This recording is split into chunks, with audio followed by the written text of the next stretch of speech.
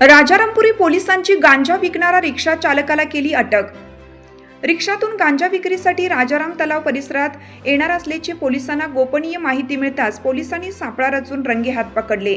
रिक्षातील driver सीटखाली लपून गांजाची वाहतूक करणारा चालक अविनाश बाळू बल्लाळ वय 21 राहणार राजेंद्रनगर कोल्हापूर याला राजारामपुरी पोलिसांनी अटक केली। त्याच्याकडून 30,425 रुपयांचा 1.25 किलो गांजा पोलिसांनी जप्त केला। ही कारवाई मंगळवारी दिनांक 13 रोजी सकाळी राजाराम तलाव ते शिवाजी विद्यापीठ महामार्गावर सापळा रचून कारवाई केली। राजारामपुरी पोलिसांनी दिलेल्या माहितीनुसार राजेंद्रनगर येथील रिक्षाचालक अविनाश बल्लाळ हा गांजाची विक्री करीत असल्याची गोपनीय माहिती अंमलदार संदीप सावंत यांना मिळाली। तो मंगळवारी सकाळी राजाराम तलाव ते शिवाजी विद्यापीठ मार्गावर येणार असल्याची माहिती मिळताच पोलीस निरीक्षक सुशांत चव्हाण यांच्या सूचनेनुसार सापळा रचला। बंद टोल नाक्याजवळ रिक्षाची झडती घेतल्यावर ड्रायव्हर सीटखाली लपवलेल्या 1.25 किलो गांजा हाती लागला।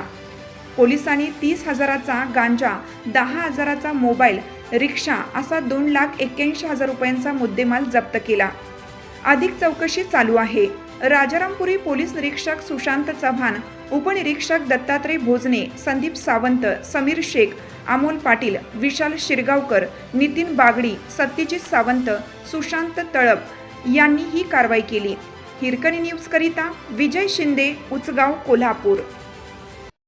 चालू घडामोडींचे अपडेट्स जाणून घेण्यासाठी आपल्या हिरकणी न्यूज चॅनलला सबस्क्राईब जरूर करा। लाईक करा, कमेंट करा आणि शेअर करा। बेल आयकॉनवर प्रेस करा आणि नोटिफिकेशन्स मिळवा।